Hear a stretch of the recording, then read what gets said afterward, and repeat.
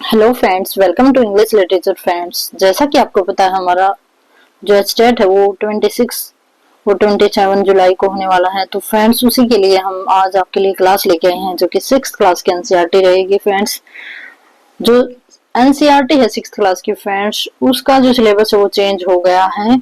पहले जो एनसीईआरटी थी वो भी हमने कंप्लीट करवा रखी थी। तो आज जो हमारी न्यू एनसीईआरटी होगी 6th क्लास की, जो कि पूर्वी, जिसका नेम है बुक का, वो क्या है? पूर्वी। हो सकता है नेम भी पूछ लिया जाए। तो बुक का जो नेम है वो रहेगा पूर्वी, और जिसमें हमारा सेकंड जो चैप्टर है उसको डिस्कस करेंगे। इससे पहले हम थ्योरिकल बोर्ड पे हमारा फर्स्ट चैप्टर डिस्कस कर चुके हैं, और आज हम सेकंड चैप्टर को रिवाइज करेंगे। तो लेट्स स्टार्ट करते हैं बिना किसी देरी के। यहाँ पे हमारा फर्स्ट क्वेश्चन रहता है फ्रेंड्स, एक बार देखिएगा। Where did mister Raven sit? अब कहता है कि जो रावण था, मैंने इसकी स्टोरी आपको कन्वे किया था कि जो रावण है वो कहाँ पे बैठा हुआ था। तो फ्रेंड्स, आपको मैं बता देती हूँ कि जो रावण है वो एक ब्रांच के ऊपर, रावण किसके लिए, रेवन भी बोल सकते हैं हम इसका, जो प्रोनाउंसिएशन है रेवन। किसको बोलते हैं? क्रो को बोलते हैं रेवन। किसको बोलते हैं? क्रो को। कहाँ पे सिट था? ब्रांच के ऊपर सिट था, बैठे हुए था।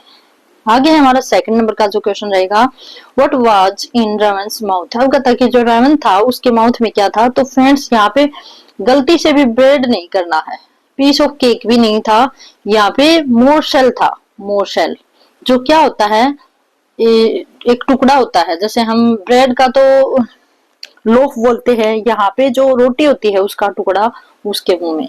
ठीक है, एक हरियाणवी की बात करें तो गासा गासा नहीं बोलते भाई, एक गाशा खा ले, ऐसे बोलते हैं। तो ये लोकल लैंग्वेज है। तो रोटी का बाइट, टुकड़ा।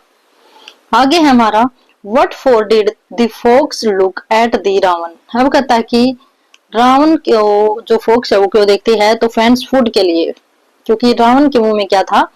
मोरशेल था, रोटी का टुकड़ा था। आगे चलेंगे। How did the raven's beak look? अब कहता कि रावण की जो बीक थी, चोंच थी, वो कैसे दिखाई दे रही थी। तो फ्रेंड्स, ऑप्शन नंबर ए ही बिल्कुल ठीक है, ब्लैक कलर की उसकी चोंच थी। आगे है हमारा, the purpose behind respectively addressing the raven's watch. अब कहता है कि जो फोक्स थी वो उसको रिस्पेक्टिवली एड्रेस कर रही होती है, उसकी प्रशंसा कर रही होती है। तो वो क्यों कर रही होती है? तो फ्रेंड्स, जो कि रावण है, जो क्रो है, उसके मुंह में रोटी का टुकड़ा था, तो उसी के लिए वो जो फोक्स है वो उसको एड्रेस कर रही होती है। तो ऑप्शन नंबर बी बिल्कुल ठीक रहेगा, टू स्नैक द मोर्शल। जो मोर्शल होता है उसको कैच करने, पकड़ने के लिए, लेने के लिए।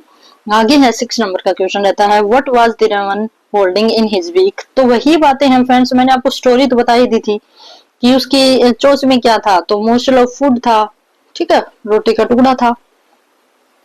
आगे है, how did the fox describe raven to flatter him? अब कहता है कि कैसे उसको फ्लैटर करती है, उसकी कैसे प्रशंसा करती है।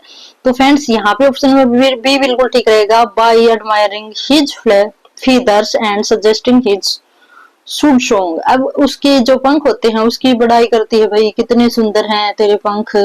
और फिर उसके जो सॉन्ग गाता है कि उसकी आवाज की बड़ाई करती है, प्रेज करती है कि तुम कितना अच्छा गाते हो। क्यों करती है वो आपको पता ही है, जब हम फर्स्ट और सेकंड क्लास में होते थे तब से ये स्टोरी सुनाई जाती है। तो उसी के लिए उसकी क्या की जाती है? प्रेज करती है भाई वो। आगे है, what was the raven's reaction to the fox's flattery?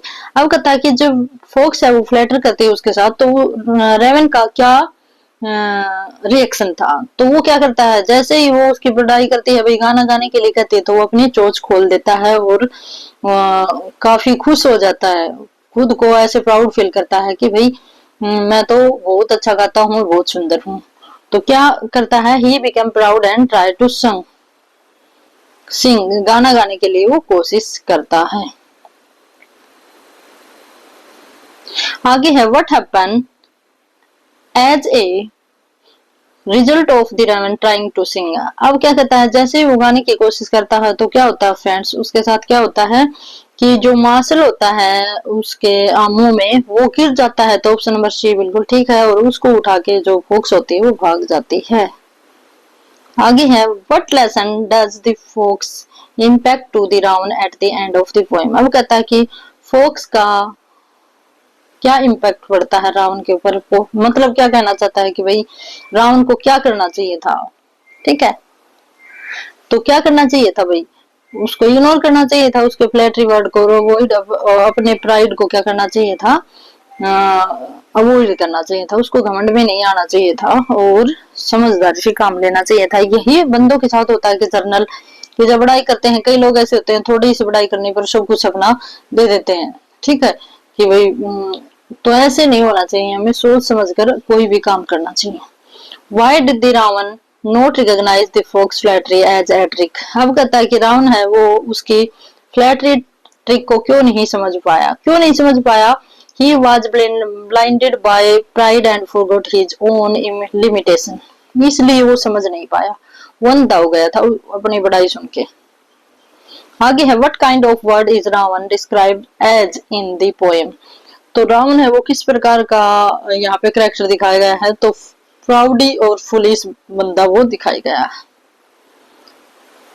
आगे है how does the fox feel after the raven loses the morsel. अब कहता है कि जैसे ही रावण जो रावण होता है उसका जो मार्शल नीचे गिरता है तो फॉक्स कैसा फील करती है, तो वो काफी खुश हो जाती है और अपने आप को विजेता समझती है। Amused and triumphant. आगे है what literary device is used when the fox praises the raven's singing ability। अब कहता है कि जो फोक्स से उसकी बड़ाई करती है भाई, तो वो किस प्रकार की का हमारा फिगर ऑफ स्पीच है, तो वो एक आयरनी है। आयरनी क्या होता है कि हम किसी की नेगेटिव चीज को, नेगेटिव इंटेंशन से, मतलब कोई ऐसा इंटेंशन हो जिससे हम किसी का बुरा चाहते हैं और उसकी बड़ाई भी करते हैं। ठीक है, तो वो हमारा आयरनी होता है कि हम चाहते कुछ और हैं और करते कुछ और हैं, दिखावा कुछ और करते हैं, बिल्कुल विपरीत सिचुएशन के लिए कुछ करना। आगे है what does Fox reaction to the Raven's mistake suggest about his character। अब कहता है कि भाई जो फोक्स का रिएक्शन था रेवन के कैरेक्टर के प्रति, तो वो कैसा था, तो वो कैसा था। ही इज कनिंग और opportunist, he is cunning and opportunistic, कि वो फोक्स थी वो कैसी थी, उसने वो बहुत ज्यादा चालाक थी और मौके का फायदा उठाया, तो ऐसा उसका कैरेक्टर दिखाया गया है। लास्ट हमारा क्वेश्चन रहता है how does the poet's use of the fox speech contribute to the overall message of the poem. अब कहता है कि ओवरऑल जो पोइट है वो क्या हमें लेसन सिखाना चाहता है क्या इस पोएम के थ्रू। तो यहाँ पे फ्रेंड्स ऑप्शन नंबर सी बिल्कुल ठीक रहेगा। It illustrates the danger of pride and deceit, कि हमें किसी को ठगते हैं, प्राउड फील करते हैं, मतलब घमंडी नहीं होना चाहिए और किसी से धोखा नहीं करना चाहिए, इसी तरह का मैसेज है वो हमारा पोइट देना चाहता है। तो इसी के साथ हमारे क्वेश्चन है वो कंप्लीट हुए फ्रेंड्स।